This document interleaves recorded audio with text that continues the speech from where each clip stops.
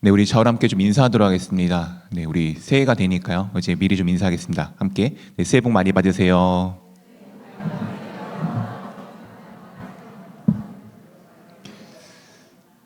네, 거듭 말씀드리지만 참 좋은 나라인 것 같습니다. 하루에 한 해에 새해 인사를 두 번이나 할 수 있는 얼마나 복을 많이 주는 나라인지 모르겠습니다.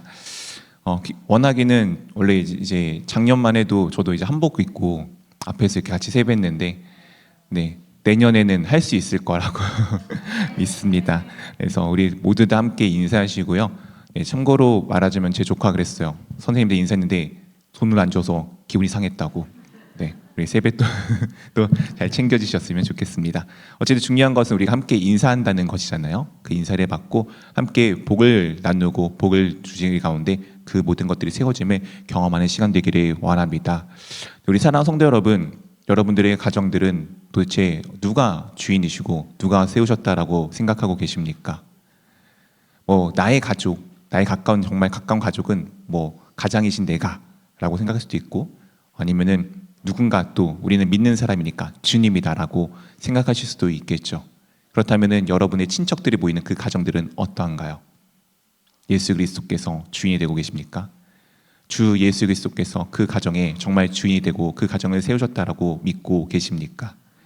우리 한번 말씀들을 통해서 우리 가정이 어떤 가정인지 누가 세우셨는지를 다시 한번 살펴보기를 원합니다. 우리 한번 첫 번째 주제 함께 읽어보도록 하겠습니다. 첫째, 가정은 하나님께서 세우신 성전입니다. 네, 우리 사랑하는 성도 여러분, 우리 성전 어떤 것인지 아시죠? 우리 교회도 이제 또 새로 건축을 위해서 준비해 나가고 있습니다. 이제 앞으로 그 과정들이 어떻게 나갈지는 정확히 알 수는 없지만 우리가 지금 해야 될 것은 무엇인가요? 기도하는 것입니다. 네, 참 감사하게도 저희 아들이 이상하게 꽂혔어요. 그래서 모든 거를 지금 거기에 올인하고 계십니다. 네, 정말 특이한 아이인 것 같아요. 제 아들이지만 참 평범하지 않는 것 같습니다. 네, 누가 주면은 거기다 헌금한다고 넣고 있고 날마다 저희 가정 예배하는데 그 가정 예배 때마다 저도 까먹는데 맨날 기도해요. 교회 건축을 위해서. 참 대단한 아이인 것 같아요. 네, 아들이라 자랑하는 거 아닙니다. 저는 우리 주일학교 어린이들이 그런 아이들이 되었으면 좋겠고 우리 모든 성도님들이 그런 마음을 가지셨으면 좋겠습니다. 어쨌든 성전이란 것은 이 건물만이 아닙니다. 성전이 진짜 무엇인지를 우리 한번 좀 말씀들을 통해 살펴보기를 원합니다. 오늘 시편 127편을 보았습니다. 혹시 시편 성경책 가지고 계신 분들 이 시편의 표제어를 좀 보실 수 있을 텐데 표제어가 무엇이죠? 솔로몬의 시, 곧 성전에 올라가는 노래입니다. 하나님의 성전을 지었던 솔로몬이 그 성전에 올라가면서 하였던 찬양이 오늘의 시편입니다. 그 시편의 시작이 이와 같습니다. 우리 1절 말씀 함께 읽어보도록 하겠습니다. 여호와께서 집을 세우시지 아니한 세우는 자의 수고가 헛되며 여호와께서 성을 지키지 아니하시면 파수꾼의 깨어 있음이 헛되도다. 여호와께서 집을 세우지 아니하시면 그리고 여호와께서 성을 지키지 아니하시면 오늘 무엇을 세운다고요? 집이라고 말씀하십니다. 오늘 이 시편은 어떨 때 하는 찬양이라고요? 성전에 올라갈 때. 즉 성전은 바로 우리의 집이며 집이 하나님께서 세우시는 것임을 분명히 우리 가운데 말씀하여 주고 있습니다.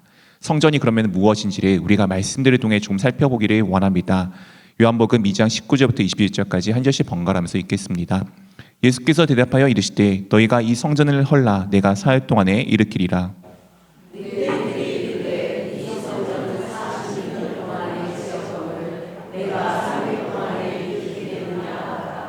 함께 읽겠습니다.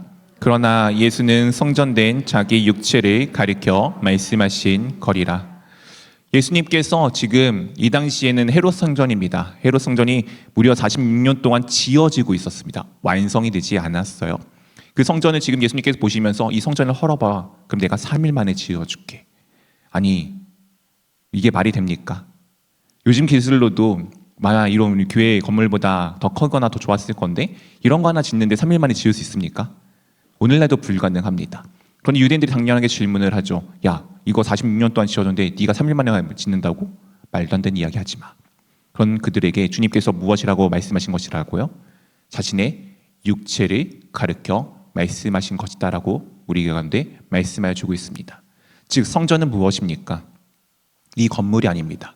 건물도 성전이겠지만 진짜 성전은 무엇입니까? 바로 우리 주님의 몸이 바로 성전입니다. 이 주님의 몸이 성전이라는 것을 우리가 어떻게 또한 이해하고 가야 될까요? 예수님께서 성전이라는 것을 우리가 어떻게 이해하고 가야 될까요? 예수님이 성전인 것과 나와는 어떤 관계일까요? 우리 고린도전서 3장 16절 말씀을 통해 살펴보기를 원합니다. 너희는 너희가 하나님의 성전인 것과 하나님의 성령이 너희 안에 계시는 것을 알지 못하느냐. 오늘 예수님의 몸이 성전이라고 예수님께서 말씀하셨는데 또한 주님께서 우리 가운데 무엇이라 말씀하십니까? 우리가 바로 무엇이라고요? 하나님의 성전이다라고 말씀하고 있습니다. 여러분들은 하나님의 성전이십니다. 믿으십니까? 여러분들은 그냥 몸이 아니에요. 여러분들의 몸은 주님의 것입니다. 귀한 것입니다. 성전은 어떤 의미입니까? 하나님께서, 우리 주님께서 그곳 가운데 함께 임재하시고 함께 한다는 의미이지 않습니까? 여러분들의 주인이, 여러분들의 주님이 예수 그리스도라는 것을 고백하는 그 순간부터 나는 이 세상에 있는 그냥 단순한 그 몸이 아니라 주님의 성전임을 기억하며 고백하며 나가기를 원합니다. 그렇다면 이 성전이 도대체 또 우리들 이 모임과는 무슨 관계가 있을까요? 에베소서 2장 20절 통해서 우리 한번 살펴보기를 원합니다. 20절부터 22절 한 절씩 번갈아가면서 읽겠습니다. 너희는 사도들과 선자들의 터 위에 세우심을 입은 자라. 그리스도 예수께서 친히 모퉁이 돌이 되셨느니라.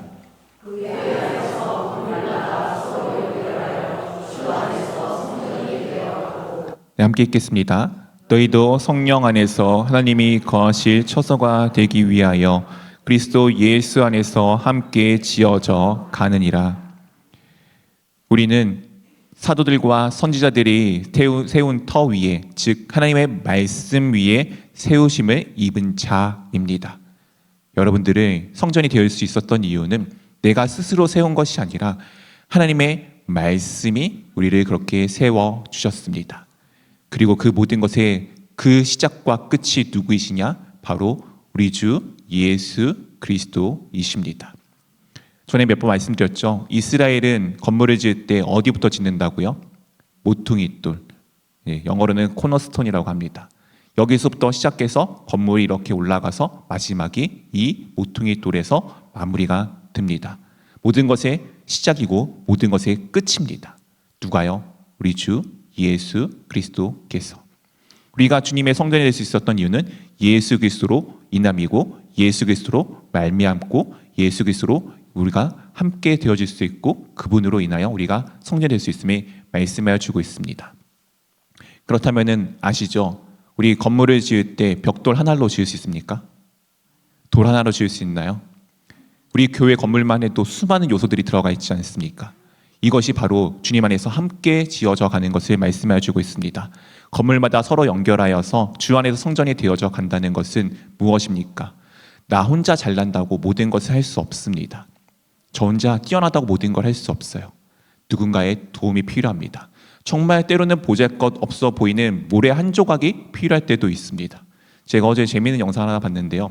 어떤 슈퍼마켓에서 사람들이 이렇게 술병 같은 걸 드는 것 같아요.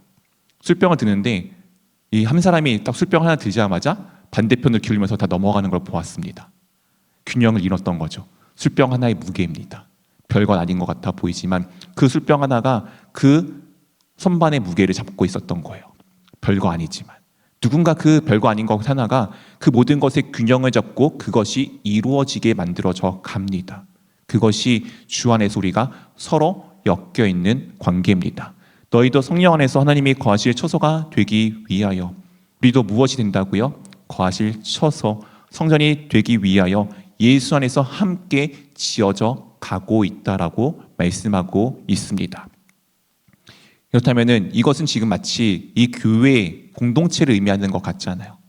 마치 내 교회만 이야기하는 것 같잖아요. 그런데 이 모든 것의 첫 번째 이 공동체가 어디서 시작이 되었습니까? 우리 창세기 지난번에 보았던 2장 말씀을 통해 보기를 원합니다. 8절입니다. 여호와 하나님이 동방의 에덴의 동산을 창설하시고 그 지으신 사람을 거기 두시니라. 하나님께서 동방에 무엇을 창설하셨다고요? 에덴입니다. 이 에덴은 무엇이라고요? 네, 기억이 안 나시는군요. 이 에덴이 무엇인지를 우리가 말씀을 통해 살펴볼 수 있습니다. 창세기 2장 23절과 24절 말씀 한 절씩 번갈아서 읽겠습니다. 아담이 이르되 이는 내 뼈 중에 뼈요 살 중에 살이라 이것을 남자에게 취하였은즉 여자라 부르라 하니라.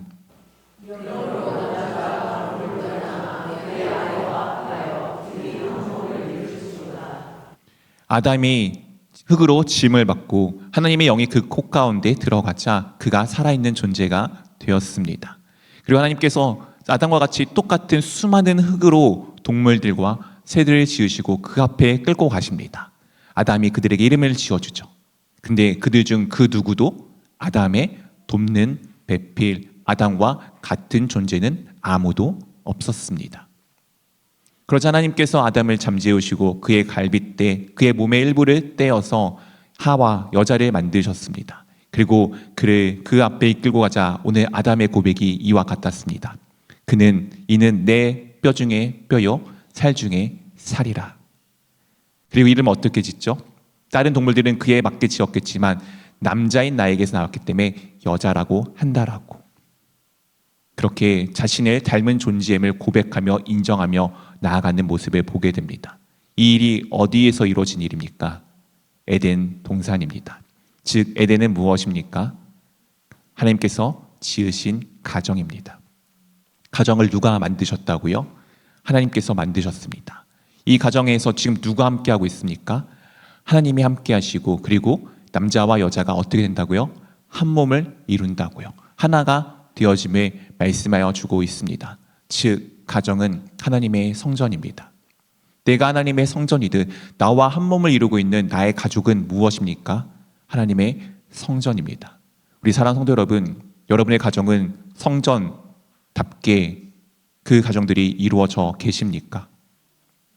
얼마나 여러분의 가정에는 하나님의 임재가 임하여 있으며 얼마나 여러분의 가정에는 하나님을 향한 찬양과 경배와 예배가 있습니까? 그 예배가 여러분 가정 가운데 넘쳐나십니까? 제가 올해 계속 말씀드리는 권유하는 거 하나가 있죠. 무엇이죠?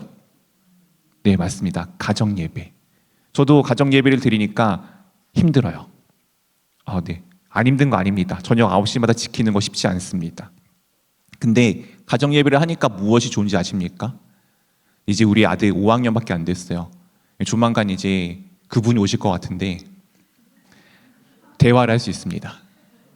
아직까지 방문이 닫히진 않았어요. 그럼 방문을 닫은 거 어떻게 열겠습니까? 예배를 통해서 주님 안에서 말씀을 통해서 나눌 수가 있는 것입니다. 말씀을 통해 저도 깨닫고 자녀들에게 할 이야기도 하고 그렇게 주님 안에서 하나가 되어져 가며 볼 수 있어요. 가정 예배 드리십시오. 나 혼자밖에 없습니까? 혼자 먼저 시작하십시오.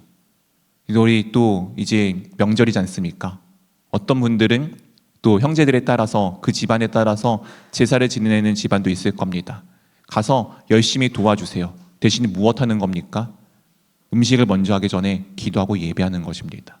그러면 그 음식은 누구에게 드려지는 것이 됩니까? 하나님께 드려지는 것이 됩니다. 그것이 지혜이고 그것이 그리스도인의 삶에 살아가는 방식입니다. 아무도 없다고요? 나부터 시작하십시오. 먼저 예배 드리십시오. 그 예배가 그리고 내 가정 가운데 더 많은 사람들이 함께하기를 기도하십시오. 그리고 그 예배가 이루어지는 주의 성전이 되어지는 각 가정이 되기를 원합니다. 그리고 가정은 이런 곳이 되어야 합니다. 우리 두 번째 주제 한번 같이 읽어보도록 하겠습니다. 둘째, 가정은 쉼의 공간입니다. 네, 우리 사랑하는 성도 여러분, 혹시 그런 분 안 계십니까? 특히 남자들이 많이 그런데 아시죠? 이렇게 평사원 때는 칼퇴근합니다. 대리가 되면은 조금씩 늦어지더니 과장, 부장이 되면 집에 갈 생각 없이 야근을 합니다. 왠지 아십니까? 집에 가기 싫어서예요. 혹시 늦게 오시는 분들, 남편분들 계시다면 오해하지 마십시오. 삶에 열심히 일하다라고 생각하셨으면 좋겠습니다. 어쨌든 이 가정이 왜 그렇게 기피하는 곳이 되었습니까? 그곳에 쉼이 없기 때문 아니겠습니까? 우리 주님께서 이렇게 우리 가운데 말씀하십니다. 시편 127편 2절 말씀 함께 읽어보도록 하겠습니다. 너희기 일찍이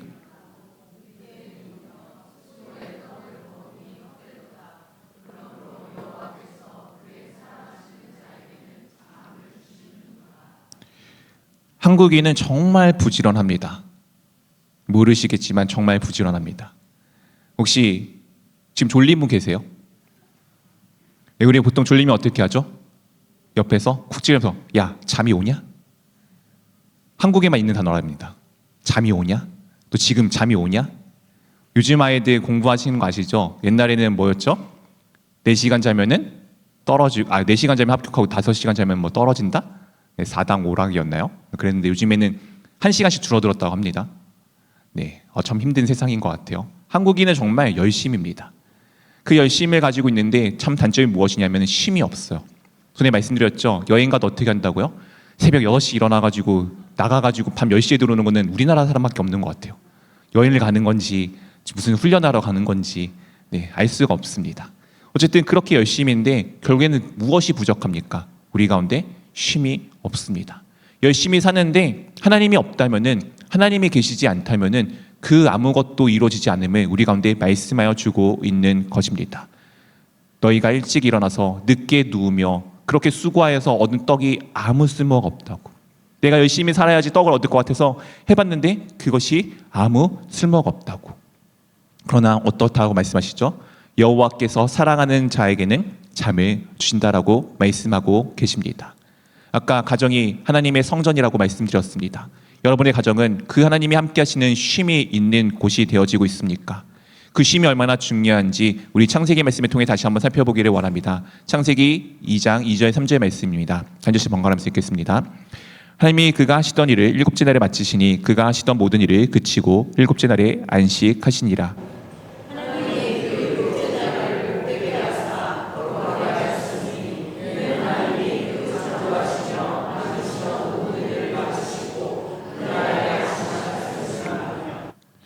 하나님께서 이 세상에 있는 모든 것을 만드셨습니다. 마지막에 최종 만드신 것이 무엇이었죠? 네, 하나님의 형상을 닮은 나 사람이었습니다. 그리고 나서 하나님께서 무엇을 하셨죠? 모든 일을 마치시고 안식하셨습니다. 어려운 질문을 드리겠습니다. 사람은 태어나자마자 무엇을 하고 시작합니까? 쉬면서 모든 것이 시작이 되었습니다. 그리고 이 쉰다는 것은 무엇입니까? 여러분, 집에서 혹시 쉴 때 어떻게 하십니까? 가만히 계시죠? 그럼 청소가 필요하면 누가 해줍니까? 네, 요즘에 로봇가 해주는데 사실 누군가 움직여야 되잖아요. 로봇도 걔가 나 대신에 청소를 해주니까 내가 쉬는 것 아닙니까?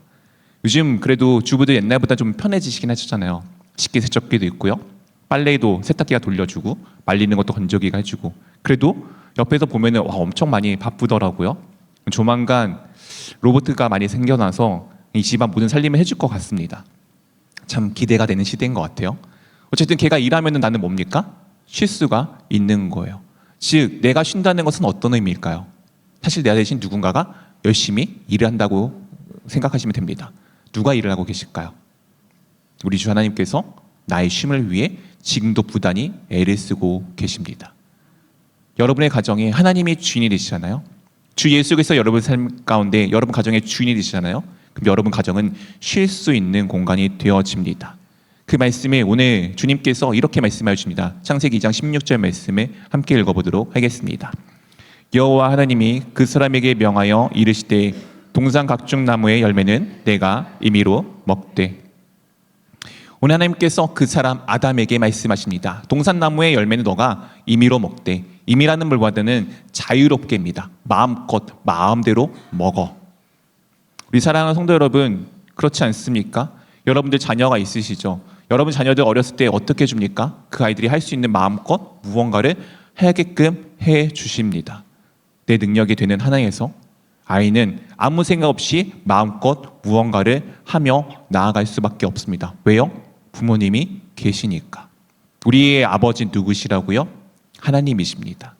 하나님께서 내가 삶을 마음껏 살아가게끔 그 모든 것들을 배려하고 계십니다. 오늘 명하신 게 뭐예요? 너가 동상의 모든 것을 마음껏 먹어도 돼. 괜찮아. 그게 주님께서 우리 가운데 주시는 마음이에요. 언제 쉼을 얻습니까? 모든 일을 마쳐야지 쉼을 얻습니다. 사실 근데 우리가 모든 일을 마친다는 것이 가능합니까? 내가 하면은 불가능합니다. 근데 주님께 맡기면은 그 모든 것이 가능합니다. 그 쉼이 여러분 가정 가운데 있습니까? 주님께 그 모든 것을 맡기고 계십니까? 나의 가정의 주인은 도대체 누구이신가요? 원하기는 여러분 가정에 쉼이 있기를 원합니다. 그리고 마지막 주제입니다. 우리 한번 같이 읽어보도록 하겠습니다. 셋째, 자녀는 하나님의 기업입니다. 네, 이제 명절이 되면은 요즘에 점점 아이들이 머리가 커갈수록 친척집 안 가기 시작하죠. 네, 특히 우리 청년들도 아까 나왔는데 섞여 있습니다. 청년이 요즘에 참 구별이 모호해요. 요즘에 이제 결혼들을 워낙 늦게 하는 시대여서 이제 많은 교회들 청년 구별이 참 어렵습니다. 옛날에는 결혼하면은 장년, 안 하면은 청년이었는데 요즘에는 그렇지 않은 경우가 너무 많기 때문에 참 많이 어렵습니다. 특히 우리 좀 이제 여전히 청년이지만 이제 어느덧 나이가 차신 사람들이 친척집 가는 거 너무 힘들어하잖아요. 맨날 똑같은 얘기 하시니까. 그리고 또 요즘 취업도 참 어렵습니다. 가면 똑같은 얘기 계속 하시죠. 요즘 학교 가는 건 옛날보다 훨씬 많이 어렵습니다. 전에 말씀드린 것 같지만 옛날에 공부 11년 동안 놀다가 1년 잘해가지고 수능 잘 보면은 그래도 좋은 학교 갔습니다. 근데 지금은 그게 안 되는 시대예요. 고등학교 1학년 때 첫 시험에 내가 딱 보고 나면은 나의 한계가 정해집니다. 그 다음에 열심히 내가 아무리 잘해서 나은 삶이 되어진다고 한들 그 한계를 넘지 못하더라고요. 참 마음이 아픈 시대인 것 같아요. 근데 우리는 그걸 모르잖아요. 저도 몰랐거든요. 그래서 야, 열심히 하면 되지. 지금부터 열심히 하면 되지. 왜 안 해? 이렇게 했는데 그게 그 아이들에게 엄청 부담을 주는 이야기인지를 알았습니다. 어쨌든 우리가 그렇게 어른들이 가 있는 곳에 아이들을 향해서 그런 잔소리를 할 때가 있지 않습니까? 왜냐하면 그 아이들이 소중한 존재인지를 모르기 때문입니다. 오늘 하나님께서 이렇게 말씀하여 주십니다. 시편 127편 3절부터 5절까지 한 절씩 번갈아서 읽겠습니다. 보라, 자식들은 여호와의 기업이요 태의 열매는 그의 상급이로다.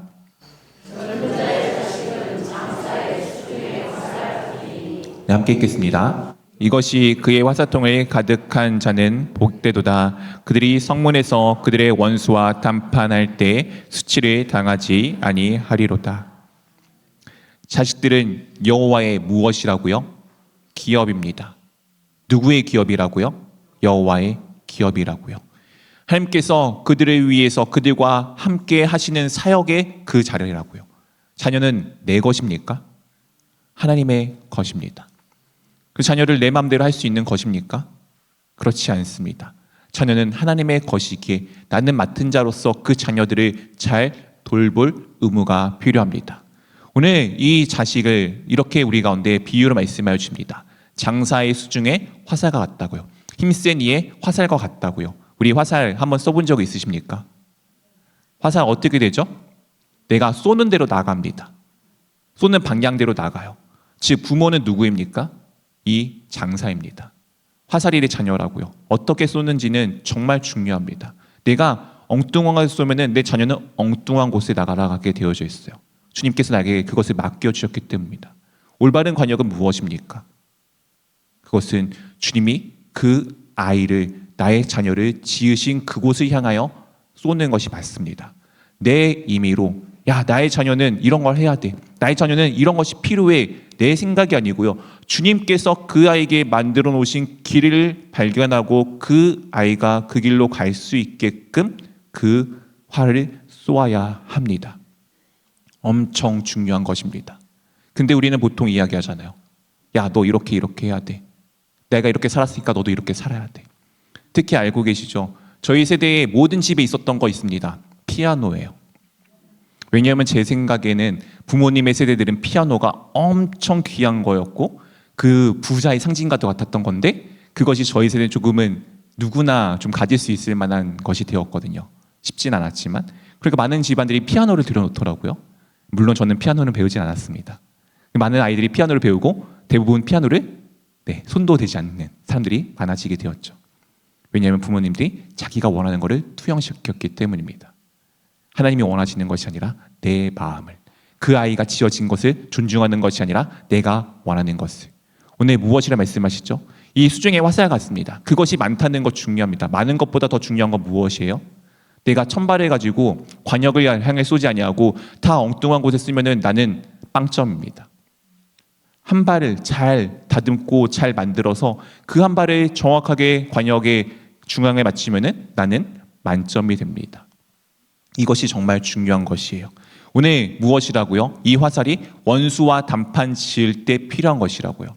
우리의 원수는 무엇입니까? 우리의 원수는 누구인가요? 옆에 이웃집에 있는 그 사람입니까? 아니면 친척 중에서 맨날 나를 괴롭히는 신우입니까? 네. 아니죠. 진짜 원수는 무엇입니까?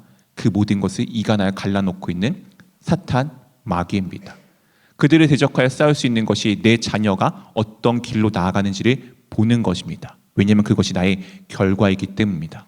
왜냐하면 우리는 이런 사람이기 때문입니다. 창세기 1장 27절 말씀 28절 한 절씩 번갈아가면서 읽겠습니다. 하나님이 자기 형상 곧 하나님의 형상대로 사람을 창조하시되 남자와 여자를 창조하시고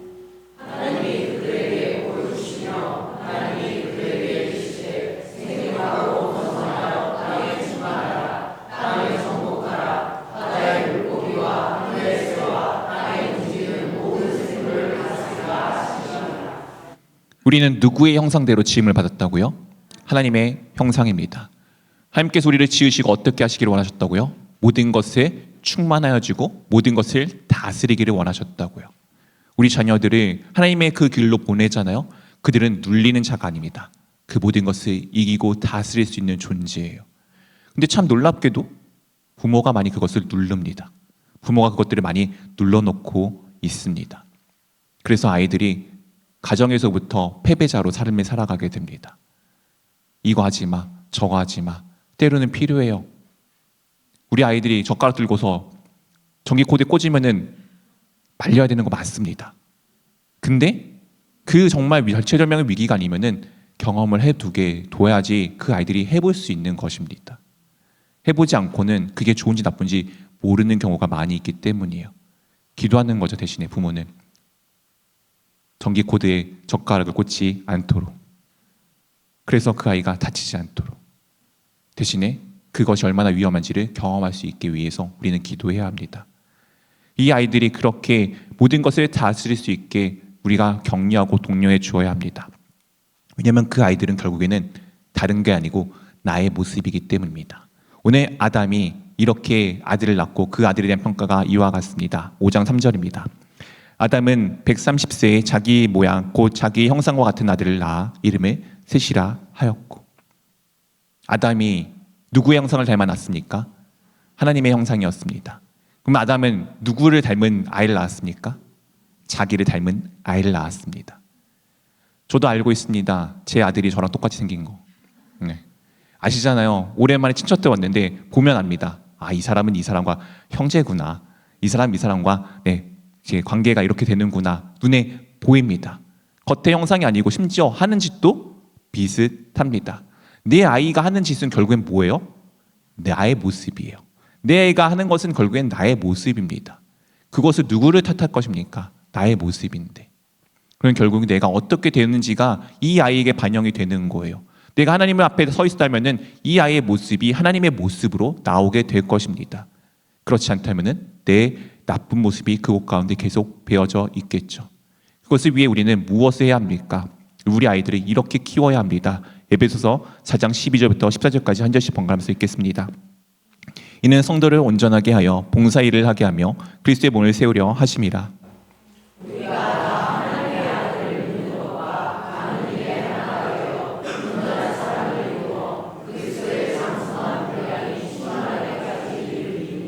네, 함께 읽겠습니다.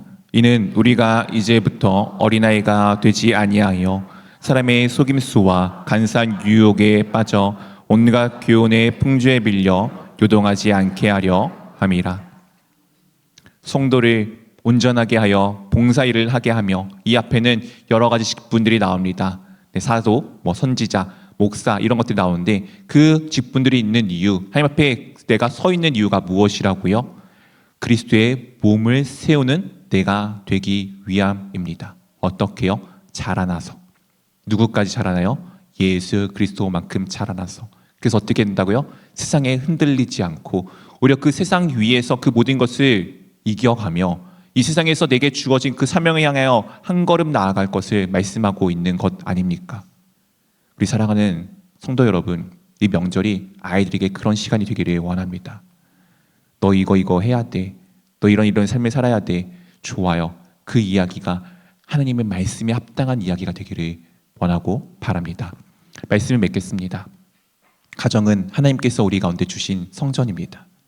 이 성전 안에서 우리는 기도와 말씀이 빠지면 안 됩니다.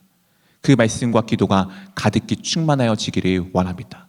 그러면은 여러분 가정에는 쉼이 있게 될 것입니다. 그리고 그 쉼으로 인하여 얻어진 결과인 우리 자녀들이 정말 주님 앞에서 서가는 것을 보면서 나의 가정이 내가 서가는 것을 보게 될 것입니다. 이 명절에 우리 잔소리를 하기보다는 듣는 삶이 되었기를, 그리고 그 듣는 것으로 인하여서 우리 자녀들이 주님 앞에 서감을 위하여 기도하는 우리 모두가 되기를 또 우리 자녀들 당부합니다. 그러니까 막 살자는 거 아니에요. 부모님의 모습을 보면서 내가 잘 배우기를 원합니다. 좋은 것 배우시고요. 나쁜 것은 반면교사 삼으십시오. 탓하지 마시고 볼 수 있는 것 아닙니까? 그리하여 탓하는 것이 아니라 누군가를 손가락질하는 것이 아니라 주님 안에서 모든 것이 화목하여 하나가 되어져가는 귀한 명절 될 수 있기를 주님의 이름으로 축원드립니다.